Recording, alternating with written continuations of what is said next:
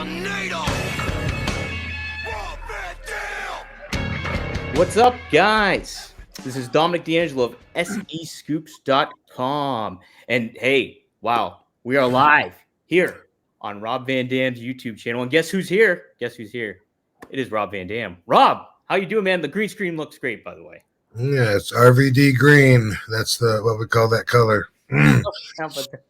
What up, Van Dam fam? I hope everyone is awesome. Here we go. Another week. It's not just another week. It's a special week for me. I'll go ahead and start right off with story time, even though I know YouTube Chris really likes to hear you talk more. And you got some people. You polarize some people in the down below. I sure do, with the smiling and the laughing. It definitely happens. What are you gonna do? You can't please everybody, but that's all right. So, in the you never really know what someone else is going through department. For the last 4 years, I've had this scumbag chasing me down with this lawsuit. Guy picks a fight with me, doesn't like the results. Or maybe he did like the results. You know, maybe that's really what he's after. Because, hey, one, here we are talking about him, which, by the way, I got to thank his ambulance chasers. They actually plugged to the jury that I would be here on my podcast talking about this. So, yeah, so thank you, sucky lawyers. And if any jurors are listening because of his plug, then I want to thank you for tuning in. And also thank you, Jerry, for seeing through the scam. What bullshit. So this dude's name is G Douche. And G Douche wanted to be famous. He dropped so many names in the trial, like anybody, even his own team had no idea who he's talking about at these crazy parties that he's doing all these drugs and cocaine at. And he knows before he met me that I was doing drugs and cocaine too. He knows for sure because this one particular girl told him. He's 100% sure she told him because he's really good friends with her. And he says that she was there with me the whole day. She wasn't even there. Like, I had no idea who he was even talking about. Dude is so fucking crazy. This girl wasn't even there. And anyway, and he said Katie wasn't there, but Katie was there. Whole thing was bullshit. This guy was trying to extort me, you know, after a little incident where he ended up a little bloody.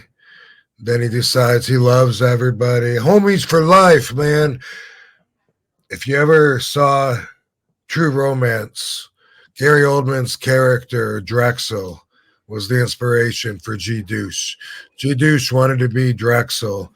And if you want to see what he looks like, then watch my RVDology on YouTube, on my YouTube.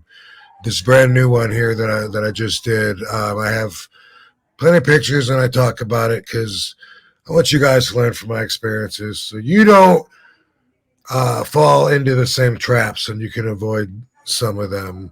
So this guy, scumbag, tried coming after me for different lies and fake testimony and manufactured doctors' notes that contradict each other. And like the whole thing was like such a joke. And it's 4 years, you know, me paying my lawyer. So everyone always wants to know, does he have to pay the lawyer's costs? Not in civil court. G Douche doesn't have any money anyway.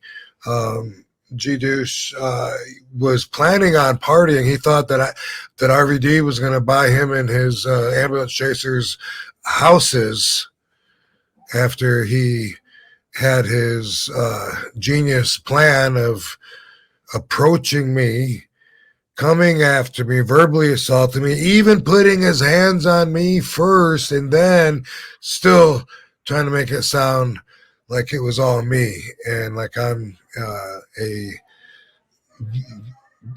brutal pro fighter, of course, with anger management history, former rapist. I added that a little bit, but everything was so far. The funniest part, though, and his lawyers were they were entertaining, but they threw so much at the wall trying to hope something would stick. He was joking. He made a mistake. He was joking. He was whatever. When Katie was there, she witnessed it, so she's up on the testimony stand, and his lawyer, there's this dude with white hair that looks like he grew up in a boys' home and was only around women at the field trips to Tijuana a few times that he took. He looked so awkward talking to, and it was so funny because they asked some shit that was like so far out there. He actually at one point goes, now, Miss Forbes, did you and your husband release a softcore sex tape? That was my favorite part. I was laughing, the jury was laughing, like, what the fuck? Yeah. Oh my God, dude. His whole case was bullshit, and I'm so glad the jury saw through it. Just a fucking money grab. And thank you to Dr. K for reading the doctor's reports, and thank you to my lawyer, who, damn, I was gonna ask him if I should put his phone number on here. Well, I'll ask him. I'll put it in the descriptions. But Scott Meehan from Los Angeles, great lawyer. I mean, he just gave them everything they said, and you could see it contradicted. Dumbass one got an MRI right after the incident, and so it showed the condition he was in then. So then later on, he's trying to get a nose job, get some silicone tits put on him, and all this extra plastic surgery that G. Douche thought would help his superstar career, since he was going to be living in a big house with a big car thanks to RVD. But he got, thanks to an honest jury, exactly what he's worth, 0. How did you meet this guy, Rob? Oh my God. It was just at a hotel. See, Jennifer and Katie had known him from Atlanta. Okay. And so I didn't know him. They did. The three of us were going out together. One of the first times, actually, we ever went out together, and stopped by his hotel, and he came out and started shit with me right off the bat. And without going through like all the details about it, or maybe I should, I don't know, but anyway,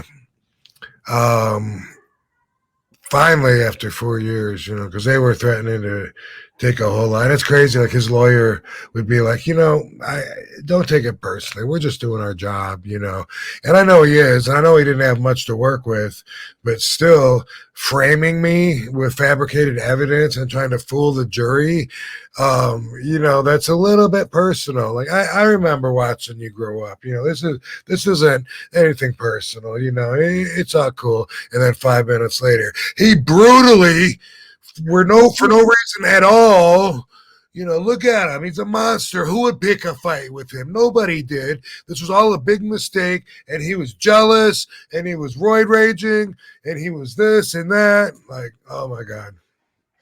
So, as a lawyer too, you'd want to take certain clients that are credible. You would think. Yeah, that's why.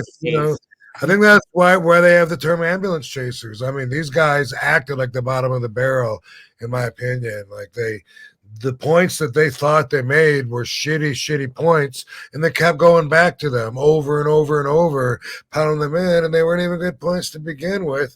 They didn't prove shit because they made it up, and I think, that they were a good team. Let me put it that way. I thought the guy was a scumbag, but after spending 4 days looking at that guy, now I know he's a lower scumbag than I even thought. Jeez. Douche. G Douche is his name. He's from G-Douche. Atlanta. From Atlanta. He rented himself a Tesla, thinking he was going to celebrate, party afterwards. Put that on his credit card. Don't worry, RVD's going to be paying for it. Hey, G Douche, fuck you. So he was pretty confident that he was going to win this case then, huh? Well, I don't know, dude. I mean, he must have been. He must have been. They kept coming. Like I said, it was 4 years, and I don't know how he felt. I can't really tell you that. Okay, yeah. I'm just saying. He obviously thought it was going to go his way, or he wouldn't have fucking been there. None of us would have been there, and I'm thankful for the jury. I feel bad for them. They had to keep being there, and then his lawyer going over and over the same stupid, pointless shit so much. It took a whole extra day just for him to finish 5 minutes that he had in his rebuttal to the closing arguments. Everyone had to come back, and I feel bad for the jury, but I felt bad for me. I didn't feel bad for G Douche. Didn't feel bad for him. No. So did you get to do anything fun while you were in LA at all? Or were you just we stayed in a nice place downtown by LA Live. Had a good view. I did Marty Jannetty's podcast. Yeah, I was gonna ask about that. I was on the deck, on the outside deck that's at the restaurant / bar area at the hotel, and that was really nice. Perfect weather out. It's a little colder in Vegas, so that just reminded me, is that guy that was like, Miss Forbes, well, my lawyer, he said he lives in Vegas, and so my lawyer asked him, this was not during the court, but early in the morning before proceedings started, whatever. He said, oh, you live in Vegas? He said, you ever see Rob out there? And he was like, I don't party.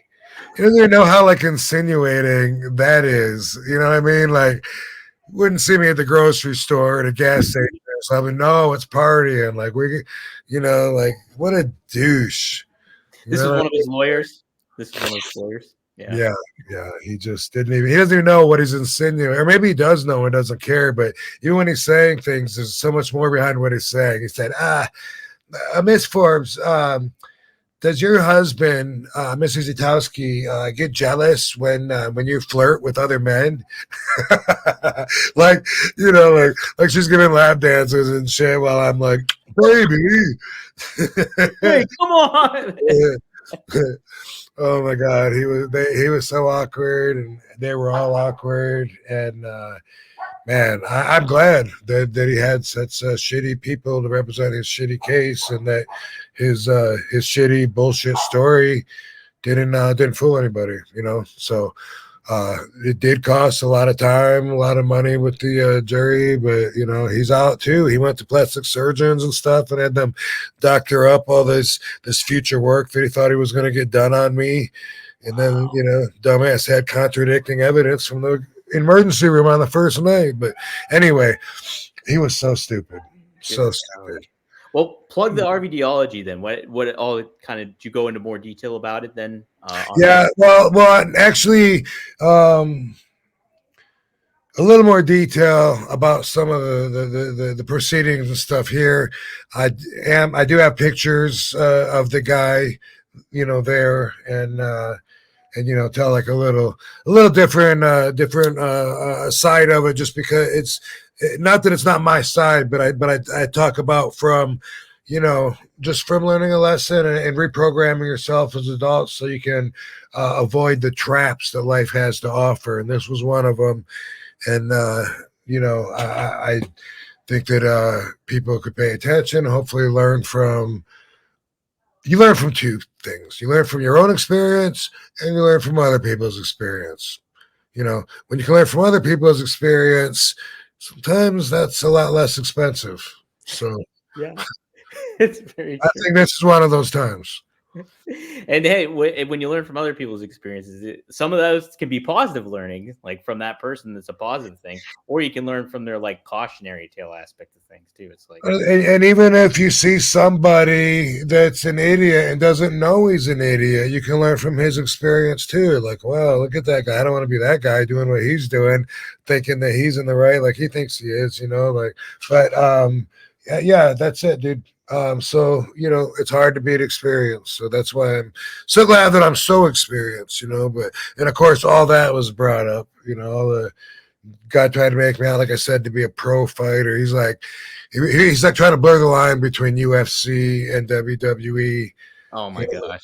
Yeah, he Is really like had lethal hands or something like that, or what? Yeah, I really feel like he was insulting the jury. Like a lot of times with wrestling fans, I think about like how much do I have to dumb this down and really hammer on the head to make sure they get what I'm saying. But seeing him do that to the jury and seeing him like with these stupid points trying to get it, past them as if they wouldn't notice. I was like, I felt like offended for them. I was just like, wow, dude, keep doing what you're doing. You're fucking killing yourself. Well, let me ask you this. So did you kind of have to explain some details of how wrestling works to like the jury and stuff when you were there, or was that? A little bit. Yeah. I mean, I was asked some detail. I was like, everything I did. He was accusing me of doing a wrestling move. But right there, the way you're holding him, isn't that a wrestling move? Don't you have to grab him like that to control him? And is that what you're doing? And then if there was something that he didn't like, then I wasn't in control. Then it was like, then I was just raging and swinging, or I went up no reason behind me putting my hand there or whatever. And this guy put his hands on me first, after several times being warned, stop, back the fuck up. And he kept coming at me, verbally assaulting me, eventually turning it into coming right at me and fucking putting his hands on me. And then I still gave a very methodical, you still have a chance to end this peacefully, boom, boom. It was just a real quick little, like I got accused of doing 2 moves total. Really? Yeah. What was the pause in between was a check. Like they don't understand. Once you're engaged in something, you don't just turn your back, like a dog that, and you know what I mean, and just forget about what happened. They don't understand that, so they separate everything. What about 1 second before this? Because the guy ended up getting headbutted and split his head open. And what about like 1 second before the head? But why couldn't you have stopped right there? They don't understand. That's not how real life works. They give me all the credit for being an expert martial artist that knows every inch of, every move, how to manipulate someone's body and the forces of the universe and all this bullshit.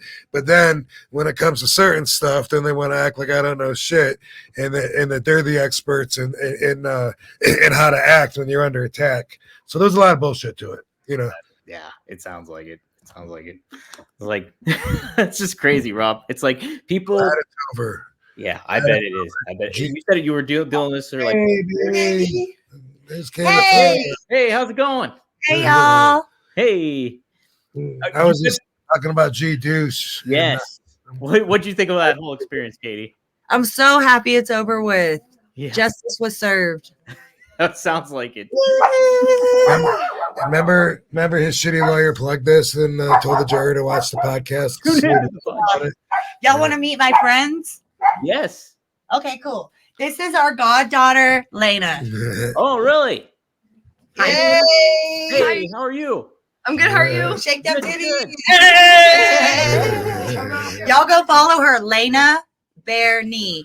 And then this is Rob's godson. So he talks about Dango, his best friend growing up, all the time here. This is his son. No way, really? Hey.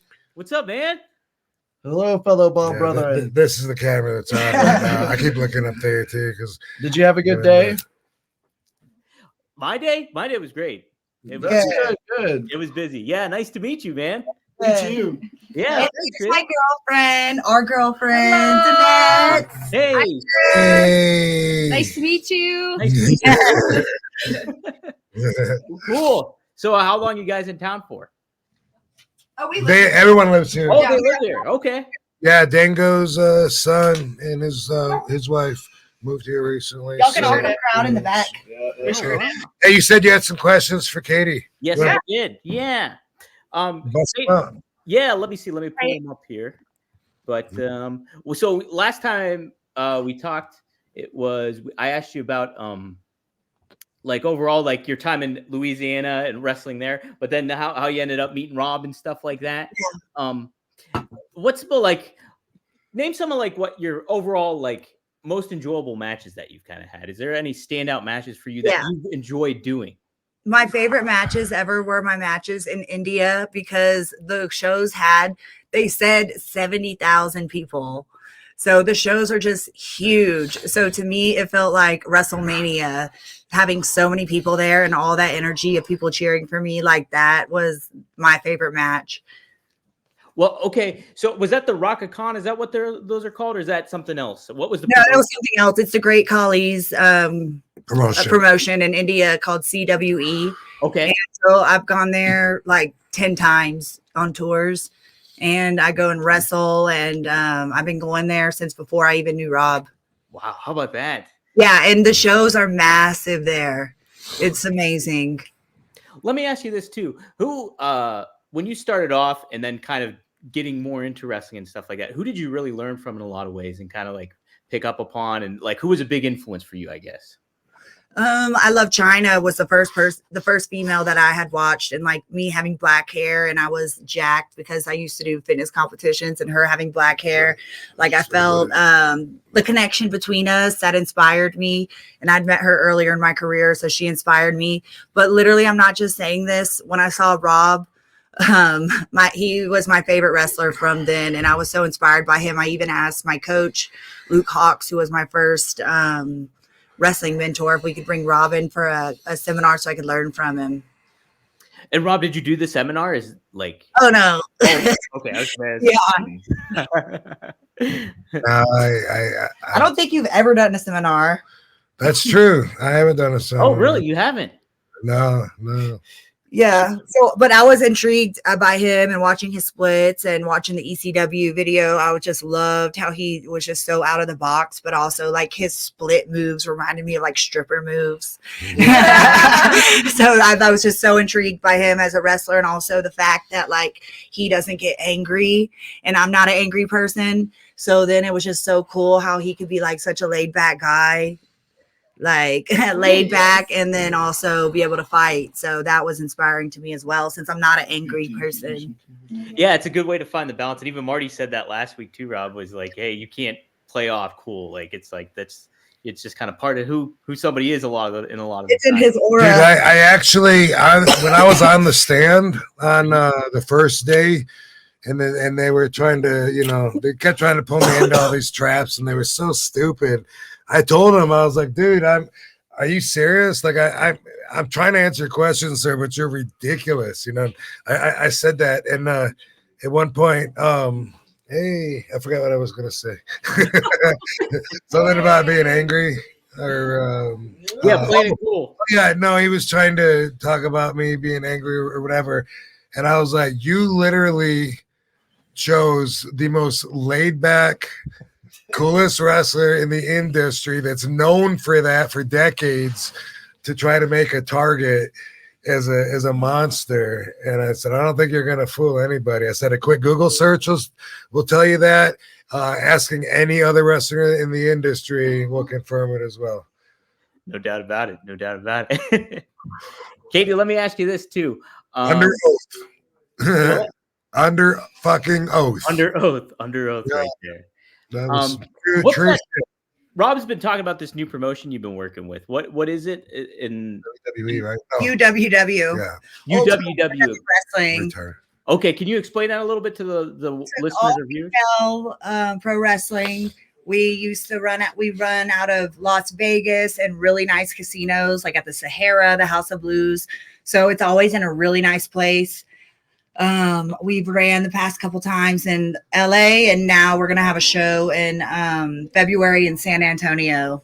Oh, nice. But I am the fan favorite of the whole promotion. My favorite too, baby. Thank you, baby. So they said like I had like the highest views of all the clicks and everything else like that. I just love UWW because I can be myself in it, and it's not like they don't say like tone it down a little bit. Like it's like just whoever you want to be, just be it. And so I feel like I thrive there because I can just be my true self. So I have a lot of fun at that promotion. That sounds like a blast. Yeah. Yeah. And that's cool. I thought it was just based in the Vegas area. So that's pretty cool. They're going out to San Antonio and stuff too. Yeah. Yeah. Also, so have you done the Lucha Vavoom stuff? Isn't that something that Taya Valkyrie was a part of or anything? Have you guys? Yeah, we went and saw a show. I've never done it, but I've won as a fan before. Oh, okay. Okay, cool. Yeah. Yeah. It's it seems like a pretty unique wrestling scene over there. Yeah, it was unique. Yeah, I bet. Other question I had for you too. What do you kind of think overall is the state of women's wrestling today? Is there something that you'd like to see change, or is there something that you've really found to be elevated overall from a business standpoint from wrestling? I think it's awesome. I think women getting more time and more attention and main events and being so amazingly athletic is just awesome for female wrestling. Yeah, and it's kind of cool. Like you see it from a WrestleMania standpoint that like the women are main eventing, and they're getting, and it's not necessarily like, oh, here's a women's match, but there's like here's a women's match, and then here's another women's match. It's like they're not separating them out, and they kind of just assimilate into, and it's kind of cool to see that in a lot of ways too. It is. Yeah. All right, I'll ask you this one too. This is one of my last ones. Rob is notoriously not a big favorites guy. Do you kind of have some favorites in certain regards when it comes to things? So if I were to ask you, like, what's your favorite movie? Do you have a favorite movie? Or are you kind of at the same? Okay, what's your favorite movie? Okay, favorite movie, House Bunny. House Bunny. Okay, hey, that is a good one. That's with Anna Faris, right? Is that true? Yeah. That's okay. I remember that one. How about favorite actor? Favorite actor, Kevin Hart. Kevin Hart. Okay, that's a good one too. And The Rock. The Rock. Hey, you can't beat that one. Yeah. TV show.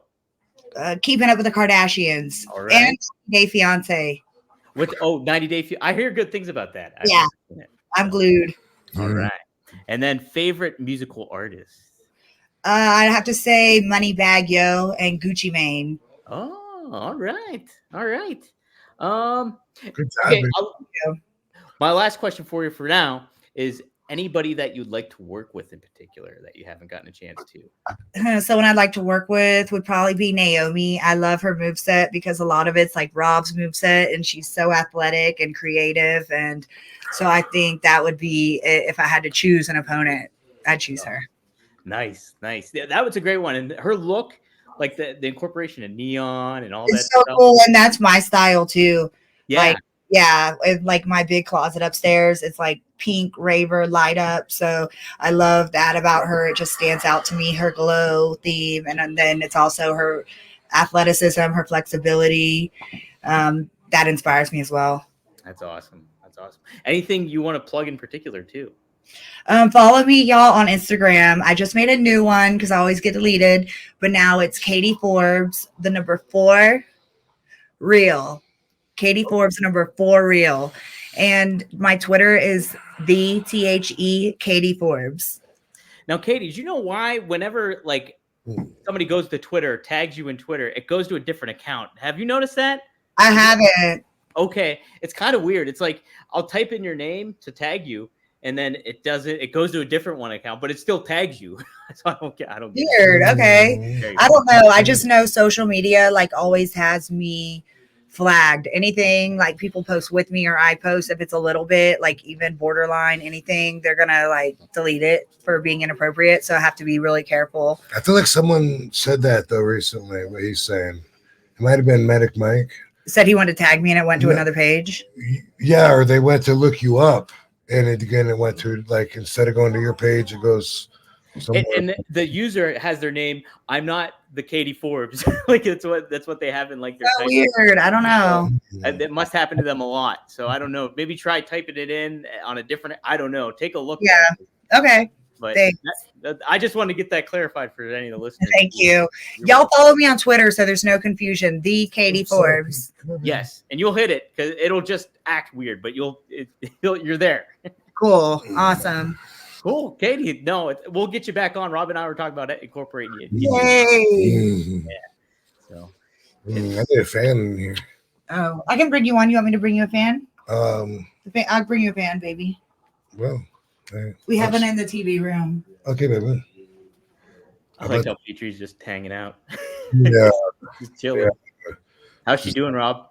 she's hanging in there. She's Yeah. on like I think week 3 after her expiration date. So How about that? How about that? she didn't have a real good day today. She was nauseous, but she's definitely still better than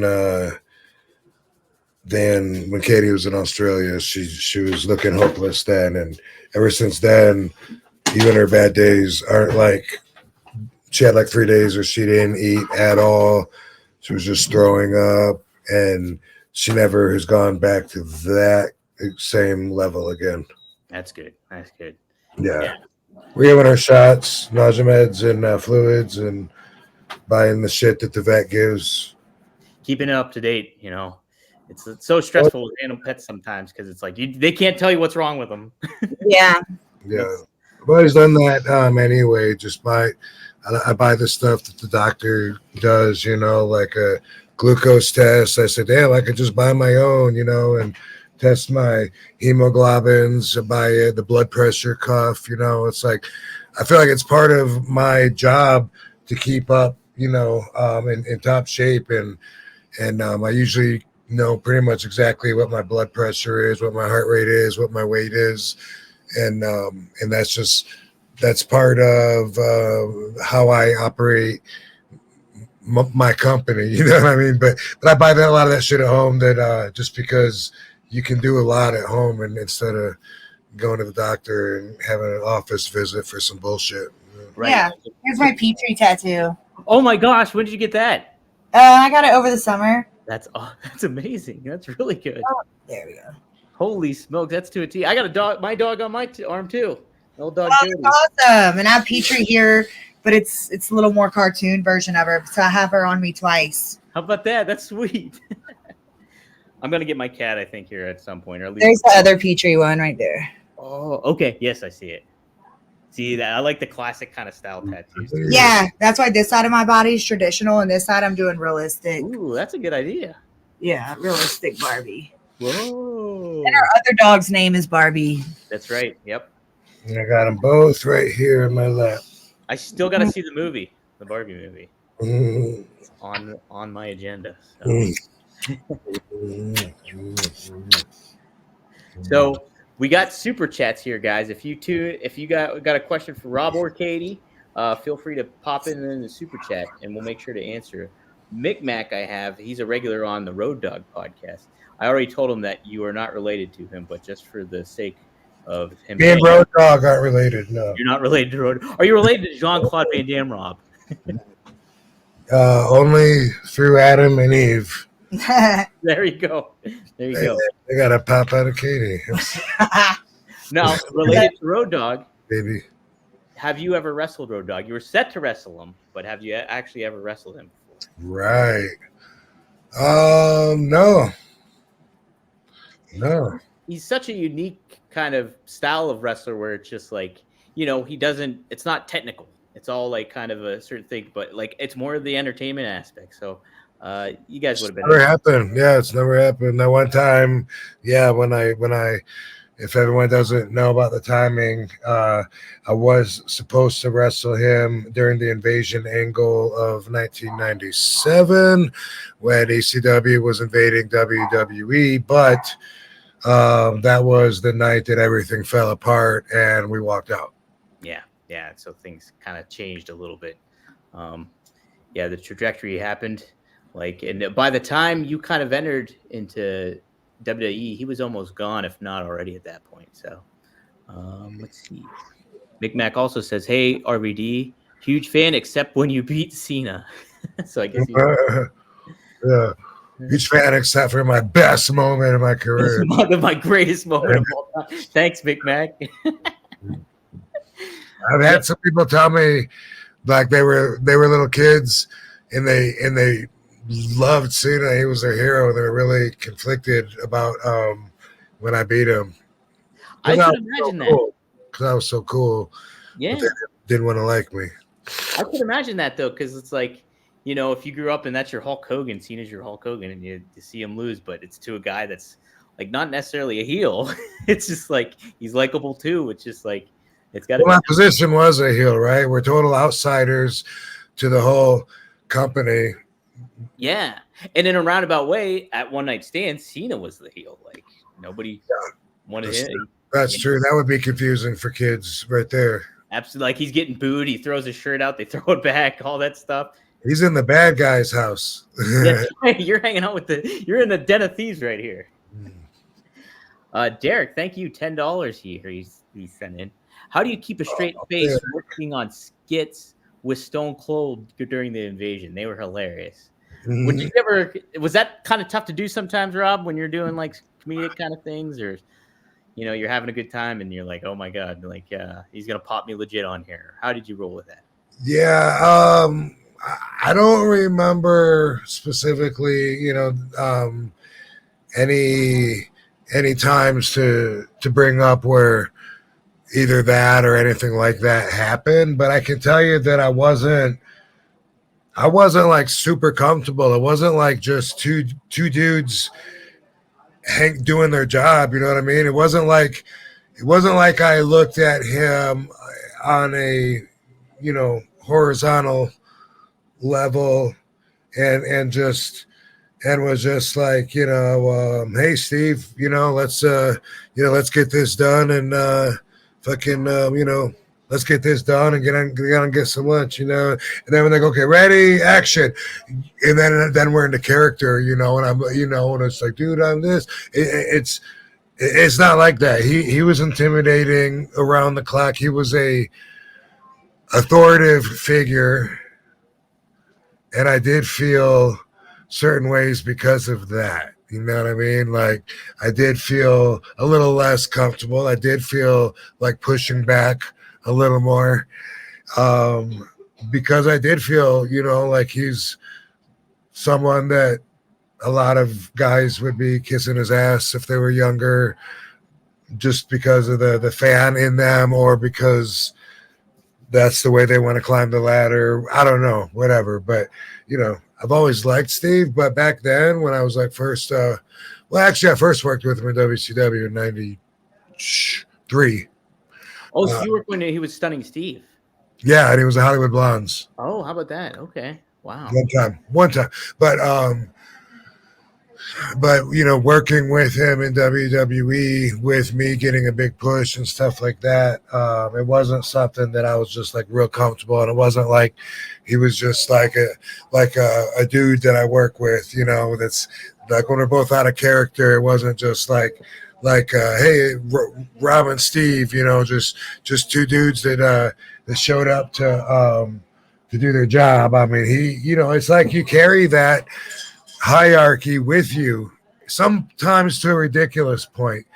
Now is how I see it, because at this point in life, a lot of times I think about some of the guys that were below me on the hierarchy. And I remember back then when I was in that mindset of competition and stuff, even like looking at guys, I don't know, let's say like when I was in the ECW, and then there's like the BWO, right? Stevie Richards and Meanie, those guys, it wasn't, even though it was just wrestling experience and placement and status, even though that's all it was about, there's still part of that like carries over, I guess it's because of respect, you know what I mean? Which is good if you look at it that way, but also it can be like too much if you're the guy on top thinking that these other people that in reality are just other people doing their job, you know what I mean? They really are. But sometimes in your mindset, you start feeling, like if you do feel like you're above them, you're a higher, I don't know if you think you're a higher status of human being, or you're just a higher status in life, or whatever, or you look down on them, or maybe you look down on them because they weren't able to make it as high as you did. I don't know, but there's a lot of that shit that would carry over that you would never know, But I guess there's a reason for it though. You know what I mean? Like if the original Sheik was around, I would still want to carry his bags, you know what I mean, for him. And a lot of people would, it's like opening up the door for older people. It's respect. So I don't know. It's kind of confusing when you think about it. And like when I think about like back in the day, how I felt like looking at, say, someone trying to get into WWE or some young guy or a new guy or whatever. It's like you feel entitled to own your position above them.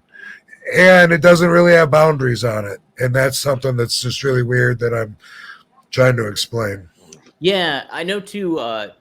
Booker T recently joined Kurt Angle on his podcast, and he made mention how when he made the jump from WCW to WWE, he almost kind of had the mentality of like, I'm throwing everything that I kind of did in WCW almost out the window in a way, and from how like, because he was talking about trying to, fit into the locker room in certain ways and things like that, and kind of just being like, all right, I'm here and I'm going to earn my way to kind of be like that. But like, I could only imagine from a competitive mindset that it's a balance to certainly have when you're going into a new company.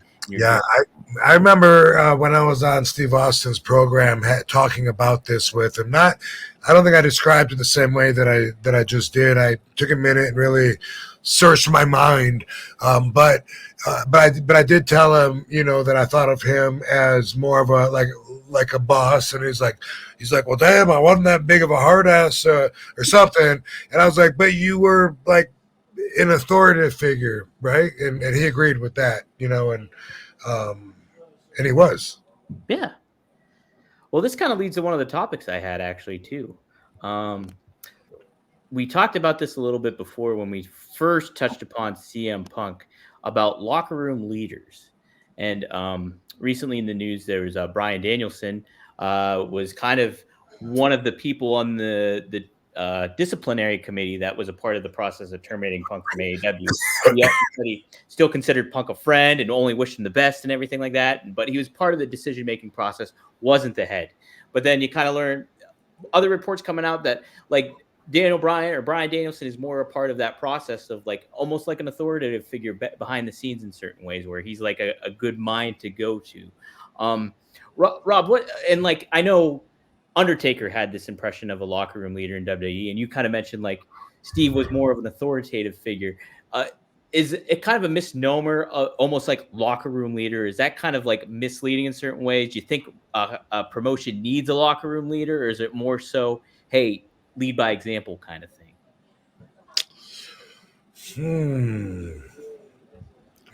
Well, fuck. I think I don't know that they need a leader, but I also kind of feel like it's something that would organically happen anyway. Mm-hmm. Just like anytime if you have like a group of 20, 30 people, put them on an island and see what happens. Someone's going to turn out being the leader, deciding, okay, we need to fucking start looking for food. You know what I mean? Yeah. So I don't know that they need to have one appointed. I don't know. But also, if there's usually someone that's working in the office that's also talent, and that kind of automatically makes you one of at the very least, a stooge. That's bottom level. You know what I mean? That's like at least minimum. At least you're someone, for people to watch out for, in the locker room. Like, and then you could carry some weight with it as well, depending on who you are and what you do in the office. Yeah. Was there kind of that figure behind the scenes in ECW at all? A locker room leader in ECW, huh?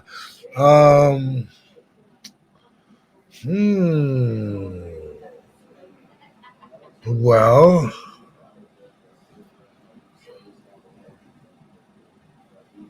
damn. I don't know that there was. As far as like the office guys being talent, that would have been Dreamer. also Taz and Bubba. Both were the local New York guys, maybe Devon too. But Devon used to live in Orlando. I don't know when he moved, but these guys were office. They were helping promote the product, and they were also the wrestlers.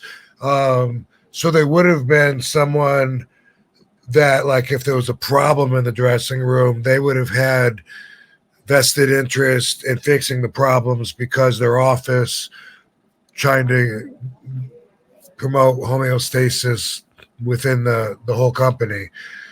I didn't look at them like that, but I did look at them or at least Dreamer. I did look at Dreamer as an office boy. You know what I mean? Mm-hmm.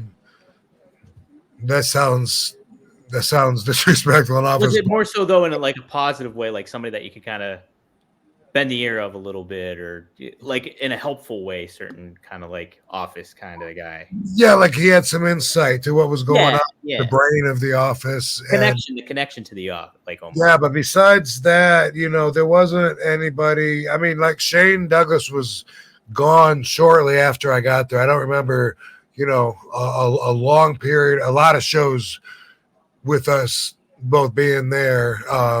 But I think he would have been the veteran when he was there. But I don't remember like him calling like team meetings or anything like that. You know what I mean? It was like, I don't think there was anything like that except for Paul. And Paul would do that. He would call meetings, locker room meetings, and huddle everybody up. And he was that guy. And maybe someone else might want to scream something afterwards. New Jack might want to step in afterwards and be like, You come up on me. Yeah, exactly. Maybe I could see that. Try and fire everybody up or something like that. Rah kind of thing. Maybe. But nobody that I could think of that would like call a meeting on their own and say, this is what we need to start doing more of or less of.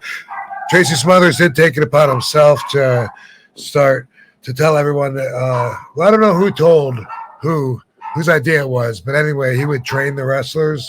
Mm-hmm. He would get in the ring and show up every day. I don't think he was getting paid extra for it. I don't know for sure, but he would show up for any of the young guys that wanted to get in the ring and work out like a dojo in Japan and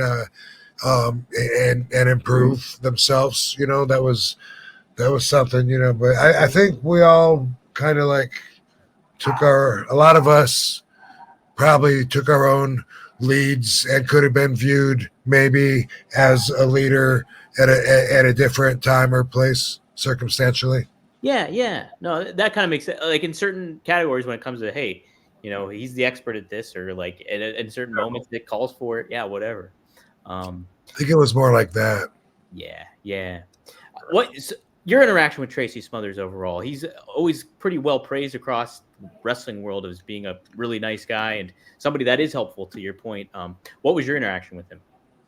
I love Tracy, man. I had so much fun with him. I wrestled him first in probably like 94-ish. This would have been barefoot RVD in the singlet that wasn't airbrushed. Just the red one or whatever it was. I saw the red one. Yep, the red one and the black one.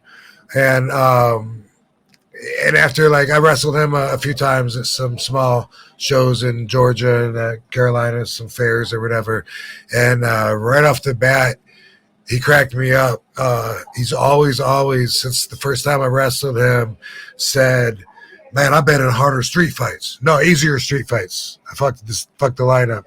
And then he also says, man, you took me within an inch of my life. That was like something that every time I would see him, and we would always just say, you changed, man, you changed. For decades, that was always still funny to say, you changed. You took me within an inch of my life. I've been in easier street fights, or I've been kicked. I don't know. He was very funny. One time, and he was a country boy. I got something I want to share with you, but let me spit this out. One time, we're in the ECW arena in Philly before a show, and he reaches down, pulls his pant leg up, and reaches down into his sock, and he pulls out a wad of tinfoil, which she opens up, and there's half a chicken sandwich in that. What? His first thought is to offer it. Hey, anybody want half a chicken sandwich? Rob, you want this? I was like, no, fuck that. He's like, I didn't buy it off this half, and it's been wrapped up. I just put it there to keep it. Yeah. Oh my god. Yeah. That kind of brings me to Bobby Eaton real quick, because I heard always about Bobby Eaton. He would bring like towels or like be like super accommodating to other wrestlers and stuff like that. Did you cross paths with Bobby and like have those kind of interactions at all, or no? I did it, man. I was around him very little when I was in WCW in 92 and 93. And I was just so young and so green that, my perspective of the whole world wasn't on a scale for anything to stick out, But what's interesting is I think I worked him, but I've never seen the match. But I think I remember going over the match with him and stuff. And I think I remember the difference because Rip Rogers had told me, you don't do all that flips and kicks and all that. Just save it for the end. Do one kick at the end and make it mean something. And I remember I was like, man, I was bummed. And I asked Bobby Eaton, and Bobby Eaton had the opposite. He was like, if you can do it, do it. That's your gimmick, right? That's what people want to see. And I was like, thank you.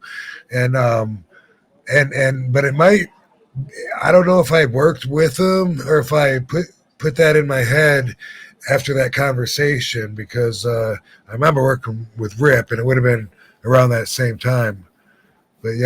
But Tracy Smothers, he used to, according to him anyway, he grew up on farms, and he said that they would fight. They would have fights between between the fighters at the different farms to settle disputes over shit. Oh, really? Yeah, it was like old school Southern boy. It's like old school Southern boys wrestling court.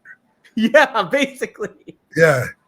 And he would describe it. He told us some stories. And one time, he told us this was about it was about New Jack. A lot of people don't know this story, but at one time, New Jack was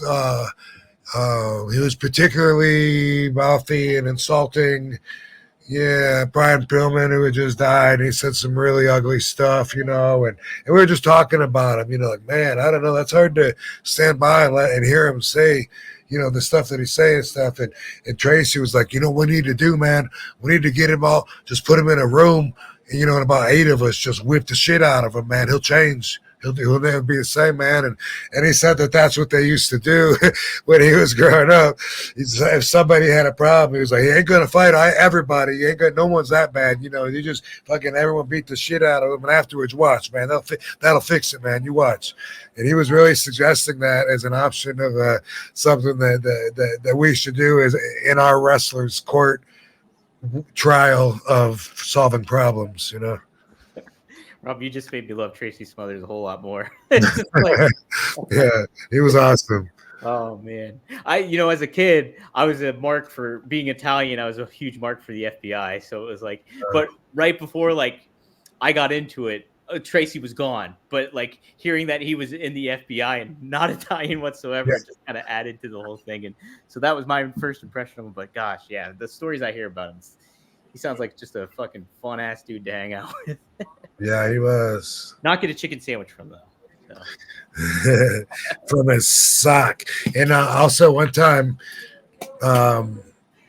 his partner, Little Guido, his FBI partner, hey doggies, did something funny that's similar, kind of. I mean, it made me think of this. I see why they're partners, but you're on the highway from point A to point B. There's only so many service area truck stops, so you're gonna see the boys because you're all on the same route in different cars, right? So we pulled over to take a pit stop, and I pull up to the urinal in the men's room, and little Guido is at the urinal next to me, and he's got a bag of donuts because there was a Dunkin' Donuts in there, and he reaches in the bag while he's pissing, and he grabs a donut hole out, and he starts eating it. He's like, "Rob, you want some?" And again, I was like, "I'll pass, bro." I'm good. I'm good on the urinal donut holes. No urinal donut holes for me. I've met my quota at 0. Yeah. Oh, that's good stuff. Oh, man. Yeah, I was such a mark for the FBI. Let me see here. Oh, yeah. So this is kind of a neat thing that got brought up. Jake the Snake on his podcast happened to say that one of his favorite heels of all time was somebody we talked about a couple weeks ago, was Pat Tanaka's dad. Oh. I can't remember. I screenshotted the name, but I forgot to put it up. If I can pull it up real quick. Not Toru Tanaka, was it? No, it wasn't. Let me take a look here. Okay, I have it here. Duke Kiyomuka. That was father of Pat Tanaka. Okay. He chose him as one of the best heels ever when discussing on the podcast. Apparently, he said tough as nail. So apparently, he was interred at in Manzar. He was interred. A turd? Not a turd. Interred at a concentration camp during World War II. Apparently. Oh fuck! So yeah. So he was not in Germany. I think somewhere in the States. If I'm not. Manadazar. Remember that? I didn't know that. Yeah. How about that? But it led me to think about this. I'd imagine the Sheik is probably one, but who really defined like a great heel to you? Ooh, a great heel. I mean, honestly, what comes to mind is someone that's a lot more vanilla for lack of a better word. Someone a lot more basic. Mm-hmm. What a heel, though. How about like Iron Mike Sharp? You know, when I was growing up watching wrestling, Iron Mike Sharp, he didn't care about the rules, but he was so creative. You know, he'd pull the wrestler in, he's into the corner, you know, reach into his shorts, bam, put it back in his shorts, you know. And then we'd always make sure the refs didn't see it. And then he would put his hands up, and then he'd put it in his back and let the referee check his front. You know what I mean? And the crowd would be like, no. And then he would like switch it and put it in his boot. And he would like, well, go ahead, let him check his trunks, you know. And the ref would say, what? And they'd be his boot. And, you know, take it out, put it back. You know what I mean? It would, that kind of stuff. And just the way that he would like get the ref to turn and miss everything. I just think people like that, they're so entertaining sometimes, you know, like when I was a heel with Impact Wrestling and Katie was my manager, you know, I was, you know, my back was hurt through a lot of that and stuff. And so maybe part of why they turned me was because they said I could pick and choose my bumps then. The way you could do that would be, of course, to be creative and just heel and cheat. And obviously the babyface is doing the selling during the match. But I wish that I had enough time spent being a heel to really master like the Iron Mike Sharp perspective of really just of cheating and then taking it to a whole new level from there. That would be something that would be really cool for me, especially using Katie. You know what I mean? But it was just a really short amount of time, and I was thinking in my head, like, you know, like even though I've wrestled for 200 years, I haven't been a heel that long, and even though as a babyface, you know what the heels are doing and stuff, it still doesn't replace being. Doesn't mean that I'm going to be exceptionally good at that position. You know what I mean? Right. Exactly. Yeah. So I guess asking this too, did you have more of a preference when it came to would you always lean more towards wanting to be a heel than a baby face, or where did that kind of fall in line for you? No, overall, I liked being a baby face. I mean, I like the fans. I like the love from the fans, that's just, everyone loves me. They always have. Even when I'm a heel, I get a lot of love, but then when you're a heel, they associate you with other heels. They have you do things to babyface to try to get heat. That's what you're doing as a heel. And I never really enjoy having the fans say, you suck and stuff like that, but it can be fun. But overall, mostly I've been either a baby face or just an aggressive baby face, a heel that they like, or a heel that is, still a baby face. So for me, I've always, I feel like, had a lot of fan support behind what I do for the most part of it. And I never really wanted to stray from that. When Impact wanted to turn me, I was like, oh no, really? Like, is shit getting stale already? Because damn, man, you sure you want to do that? And then they were like, yeah, give it some thought. And I thought about it, and I was like, all right, then fuck yeah, let's do it. It sounds fun. And I don't know, it doesn't seem like it was super long. It was during COVID, which made everything different. You know what I mean? Yeah. It's hard to play off the crowd when there's no crowd. Yeah, it's a little tough. But anyway, yeah, it was, in my memory, it was the blink of an eye. It was a very short experience in my overall time in the ring. Yeah. Going back to somebody like a Mike Sharp too, that kind of heel. You don't see a whole lot of that today in the modern day. Everybody's trying to be the cool heel, or like, hey, in between, and certain things like that. There's very few rare talents that kind of like fully embrace just being an asshole, Yeah, it was pretty effective for me as a fan, and I'll always remember, the first show that I went to after I started training. It was in Euclid, Ohio. I wasn't on the card, although they did add me as a run-in, and I ran in and broke Sabu's jaw after his match. Yeah, but Jerry Lawler was there. Maybe Sheik wrestled Jerry Lawler. Medusa was there. Maybe Del Wilkes was there. It was the Mounties, those other Mounties, I think. But okay. Yeah, I'll always remember seeing, like as a fly on the wall, Sheik talking to Iron Mike Sharp. Mm-hmm. And I knew Iron Mike Sharp was a jobber, and that was the day of, the squash matches, and that's what I grew up on watching. And he was one of the guys that would get beat. I think Young Bundy beat him in like 9 seconds and set the record or something at one point. But anyway, I saw the Sheik talking to him, and he said, he said, Mike, Vince is blind.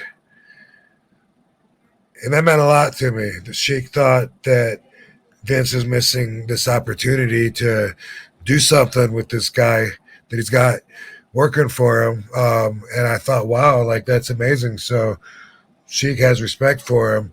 And then, later in life, then I learned that he's got a history, and he worked for all these other promotions and stuff too.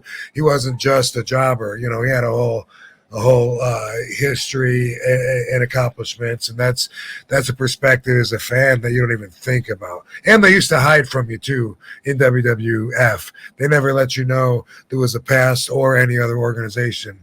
Yeah, that's right. They would kind of cover it up. Hey, when you're with WWE, this is your start. This is who you are. It's basically it, kind of a lot of it. Yeah. I see your boobies in the screen. I'm joking. Do you think you'll want to go out tonight or no? Because we're starting to plan. No, really. Okay, well, Jurassic and Lena are going to take us. Okay, cool. Yeah. Cool. So they'll take us and drive us back. Okay, cool. Well, yeah, we'll finish this up here. But guys, if you have any last minute questions, feel free to pop in the super chat or anything like that. I'll get a couple of your guys' questions in if time permitting. But Rob, I did want to ask you real quick. We didn't talk about it that much. What were your thoughts overall on having Marty on last week? It was pretty fun and unexpected.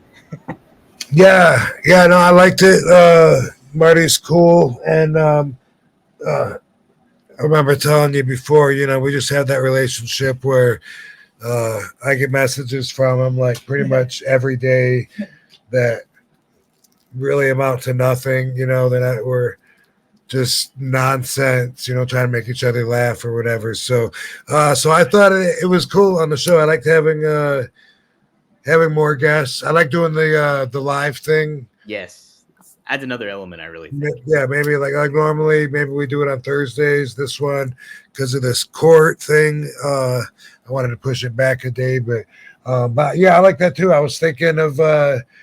I like the chaotic feel to having a bunch of people on there, and I thought of some people tonight. I thought maybe Fonzie could be on. I checked with him for tonight, and he's getting married, like right now. Like, congratulations, Fonzie. Not. Yeah, today, he said. So, but yeah, there's I thought of like some other people, and then obviously didn't follow through. That was part of RVD Radio. I used to wait to the very last second, and then say, let me see who else can be on. Let me call Booker T. Let me call whoever, and because I'm not good at planning and stuff. So sometimes it might seem like that here, but I am going to put a list together or something, and have some other people join us sometimes too. If it's as long as they're not interrupting you. Right, it'll be a fun perspective. I love getting other people's perspective. Even Marty's the side stories he was sharing, and kind of I wanted to get more bend his ear a little bit more about tag team wrestling. But yeah, it's definitely a good thing to have here, and like having a live audience here, I think really adds to stuff. Guys, if you like what you're seeing, be sure to like these videos, get that algorithm cooking on there, share it out with anybody, subscribe, do all that kind of malarkey. And yeah, get the word out. I saw Me Think says Rob's given us some great gems and great stories. So thank you, Me Think. Yeah, thanks a lot of people joining in. We got 69. We almost 69 people in right now. But we also have yeah. We got pretty close to 100 too. So let me see. A question somebody asked too. Trackle is dead. Rob, did you ever wrestle the Great Suzuki? The Great Suzuki. No, I do not believe I did. Nope. Okay. Chelsea Gunderson asks, in your exercise routine, is it better to exercise on land or in water or in both? Oh, well, for me, I don't do much exercise in the water. I mean, it's good, but it depends on what you're looking for. You know what I mean? So, like for me, I like to I like the resistance of weights and machines, but I really get a lot of my intensity in my workout out of being in my sauna, which will heat to. When it's cold, it's like 140 degrees. When it's warmer out, it'll get to like 160. But I will do steps in there, and of course I can control the speed and make it like a flurry, rapid rush sprint, or slow it down or whatever. Have a speed bag in there, and I like to bring stuff in there sometimes to carry while I'm doing the steps or whatever. Not something metal because it'll get too hot and burn, but. But anyway, yeah, when I leave there, I'm dripping sweat and I get a lot of my intensity from there. And sometimes I jump in the pool. I've been doing that lately for a cold plunge a little bit. Done it twice, but it was within the last week. And then it's amazing. Then the cold air feels warm afterwards. Wow. Yeah. And then I get in my jacuzzi. But for me, I can't say much about water exercises, although they're great for people that are either handicapped or not as mobile because of the fact that they take so much of gravity off of you. If you have a hard time walking normally or whatever, maybe you could still stand and walk in water. Yeah, that's very true too. Segueing into water, I had this noted down to ask you too. Eric Bischoff recently went on a 5-day water fast. So I think all he drank was water for 5 days. Have you done any kind of like fasting to that level of things, or what do you think about that overall too? No, I have not. I know a lot of people that seem to be into that, and I understand there is a lot of benefits. Again, depending on what you're looking for as far as results, I will say that I fast usually like at least like 12 hours out of the day, and then eat like the other 12. And I started doing that a few months ago when I started learning more about how the growth hormone works around the clock.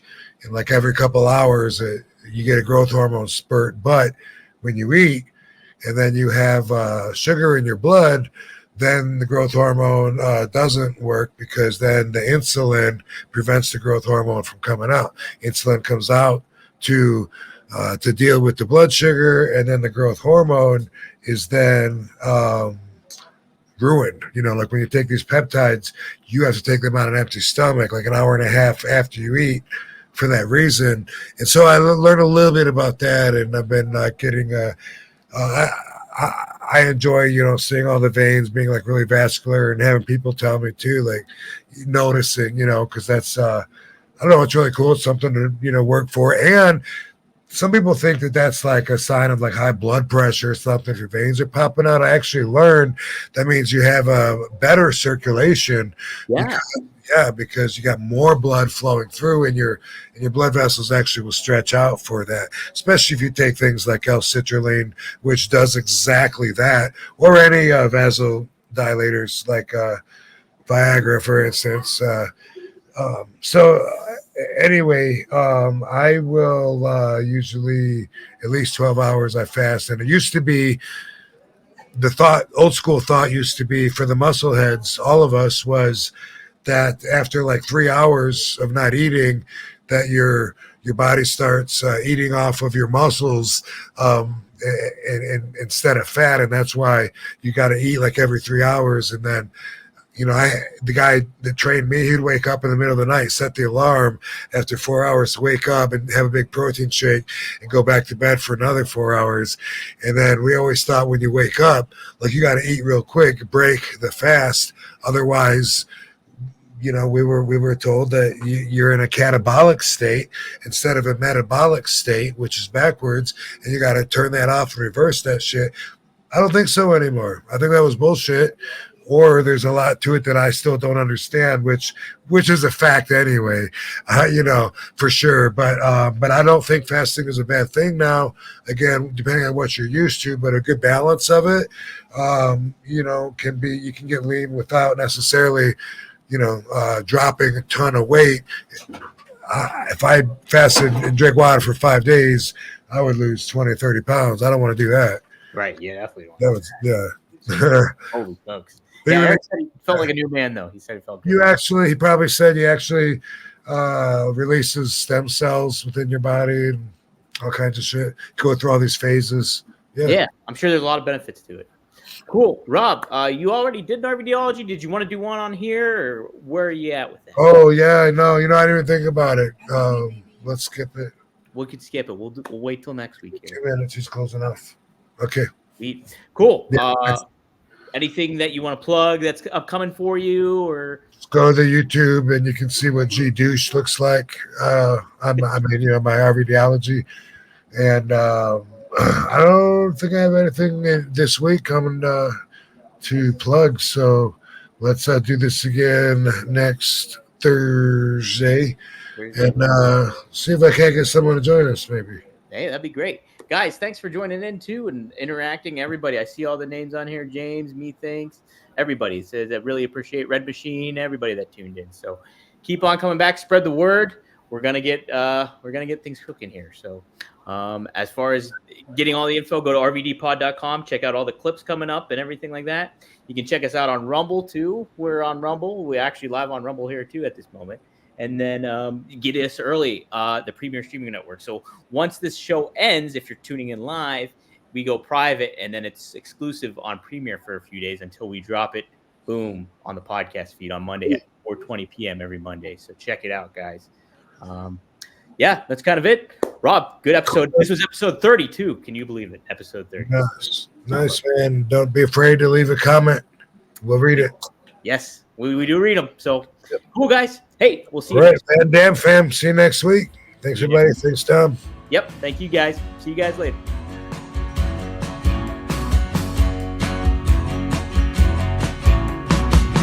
I was waiting for some kind of sign, some kind of indication I was wasting my time.